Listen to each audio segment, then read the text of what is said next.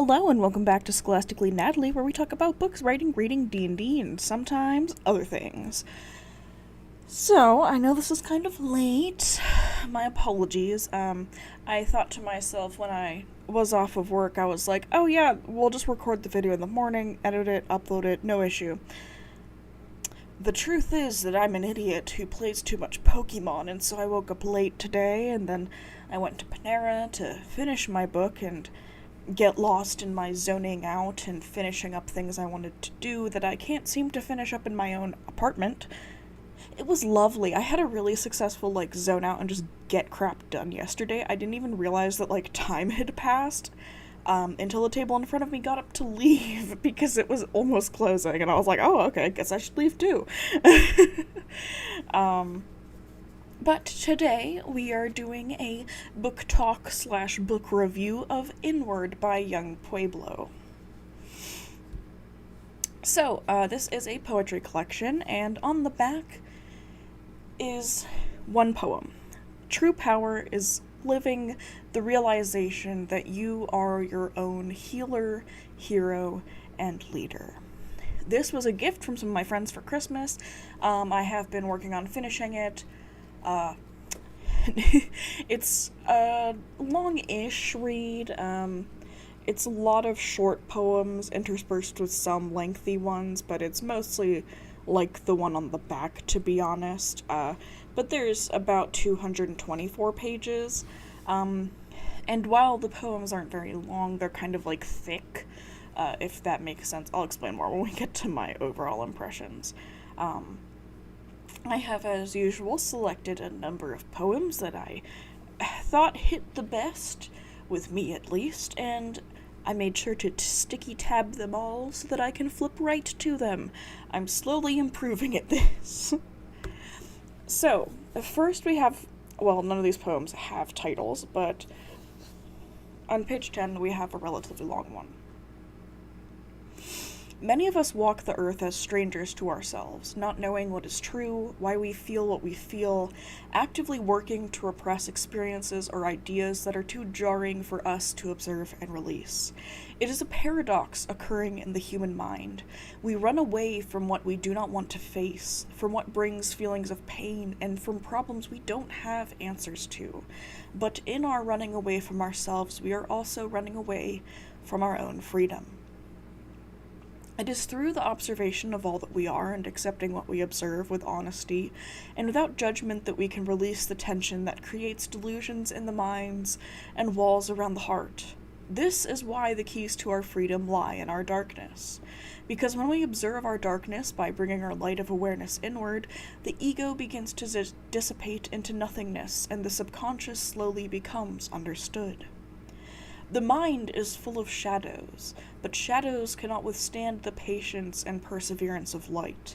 Our minds can become like stars, powerful united fields of pure light. But unlike a star, the healed mind will dwell in awareness and wisdom. Next, we have a rather short one on page 53. A real sign of progress is when we no longer punish ourselves for our imperfections.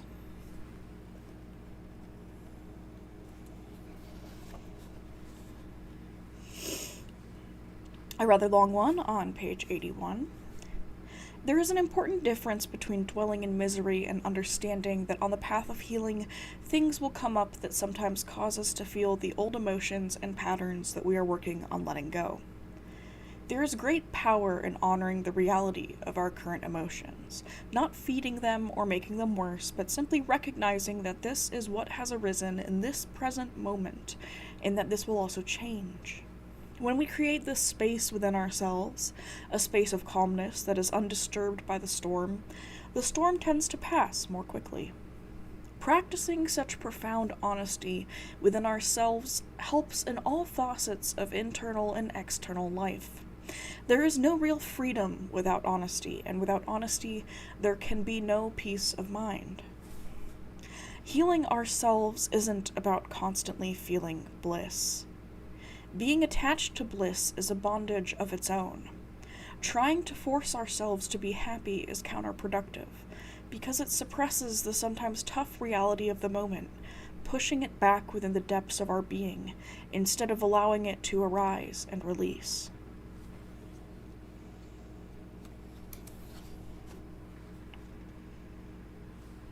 And then on page 112. Heaviness comes from hanging on tightly to emotions that were always meant to be ephemeral. It is not easy to let go, especially when all we know is attachment. We want things to last forever, and we turn difficult moments into long-lasting pain simply because we have not learned to let go. We have not learned that the beauty of living comes from the movement of change. Letting go does not mean that we forget, and it does not mean that we give up. It just means that we are not letting our present happiness be determined by things that happened in the past, or by things we wish to happen in the future.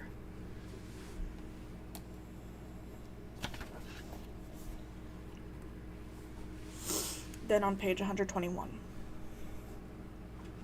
We live in a unique time when fear-driven and hateful emotions are coming to the surface so that they can be completely released, so that we can create a new world where institutionalized forms of harm are no longer factors in our lives. As it works for the individual, it also works for the collective of humanity. We can't heal what is ignored, nor can we live happily and freely if we continue running away from our own darkness. Personally, my faith is in people. Our courage to turn inward in the hope of uncovering and releasing all that stands in our way of becoming beings of unconditional love is what will bring harmony and peace to our world. Unity with those around us is most possible when we become internally whole and loving. Wisdom more easily flows through us when our minds and hearts are no longer reacting to the suffering of everyday life. This does not mean that we will become cold or distant.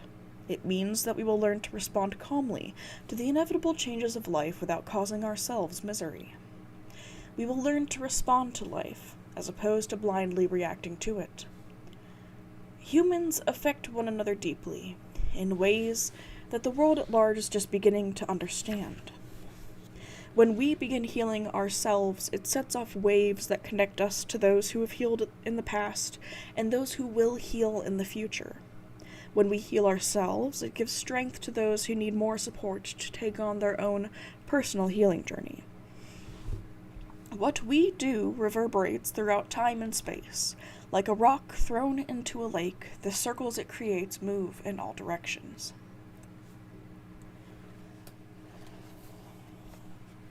And then lastly, on page 183. Everyone is a teacher, but that does not mean everyone is correct. There have been times in our lives when we have been a good example for those around us, while at other times we have not been a good example. If we recognize our own imperfections, it helps us have compassion for all people and look upon all as equals. Just because someone was wrong once, it doesn't mean they are going to be wrong forever. Similarly, just because we may perceive someone as wrong, it does not necessarily mean that we are right. In most cases, we lack the perfect information required to form an objective and universal perspective. It is important to remember that we are all imperfect and that we all live through the limited perspective of ego. Striving to learn as much as we can from one another without making harsh and permanent judgments is a sign of wisdom. So, if you didn't quite get from those poems that this book was incredibly introspective and has a lot of emphasis on like self-love and meditation type of things, it's a lot of talk about not being bound by your own expectations, not being bound by your wish to remain the exact same while nothing changes, because that's impossible. And I think it's very interesting.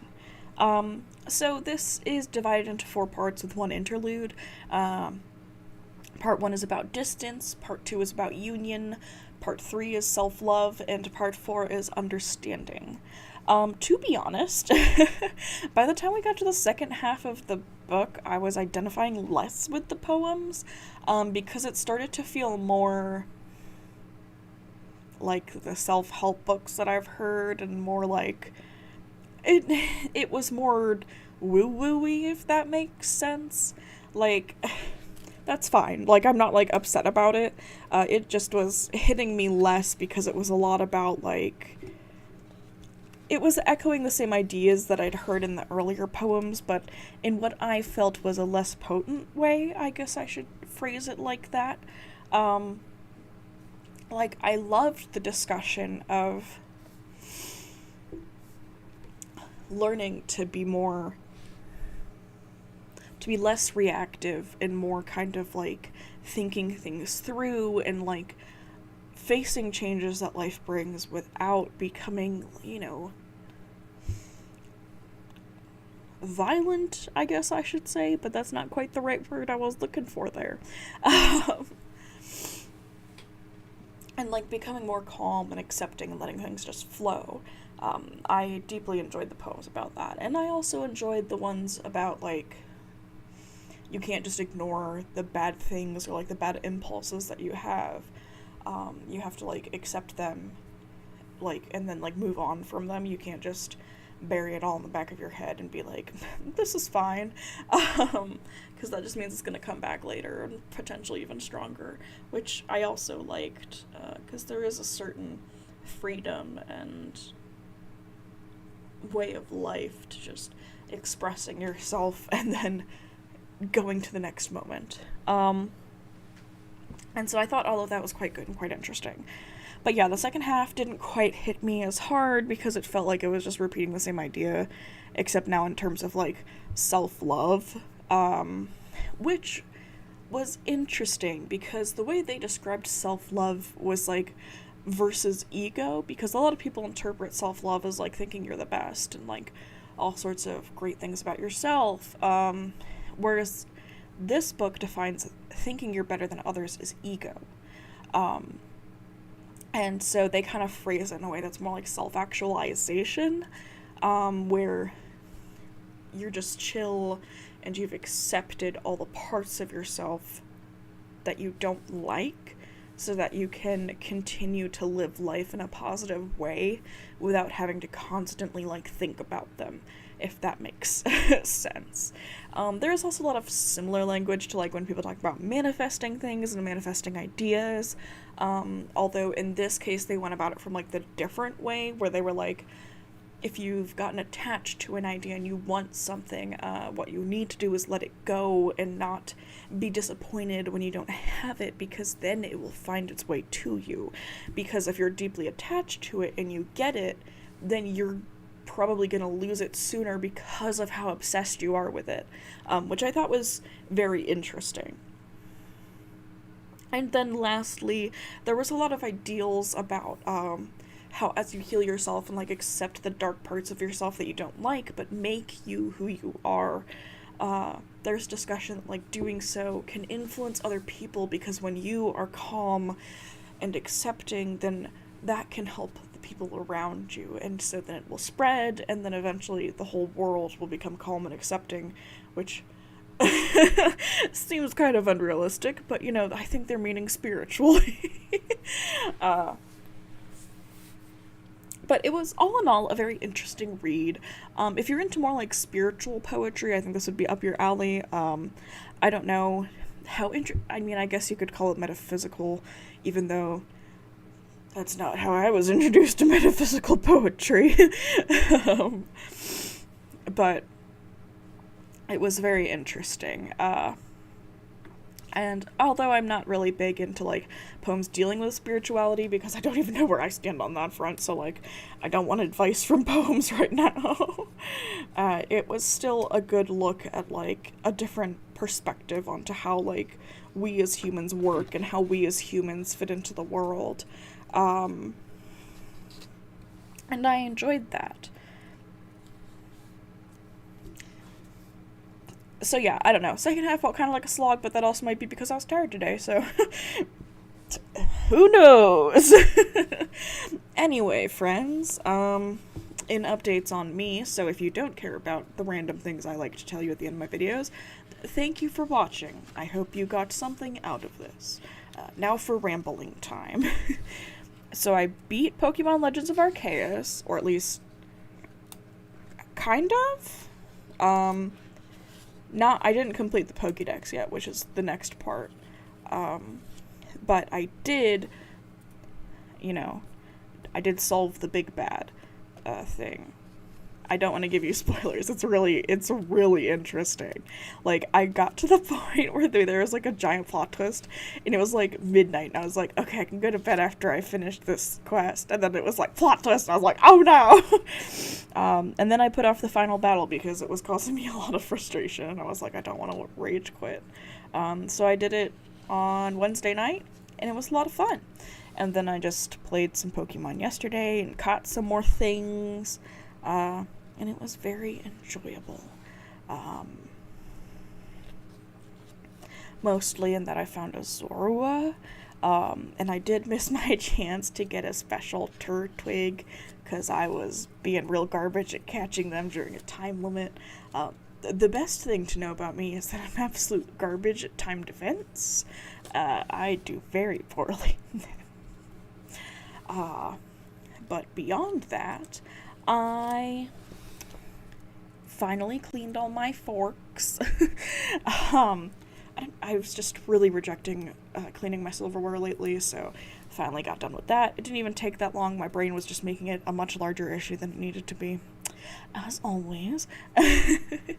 And I don't know, just did some household stuff I need to do. Had a nice, very chill couple of days. Beyond that, let me know how you feel about, like, metaphysical poetry or, like, spiritual poetry. I don't encounter that much of it because it's not really the genre I go looking for. If you have any other good ones you like, recommend them to me and I'll check them out. And if you don't like that, let me know. Have you tried playing the newest Pokemon game? Did you like Pokemon Shield and Sword? Do you like Pokemon at all?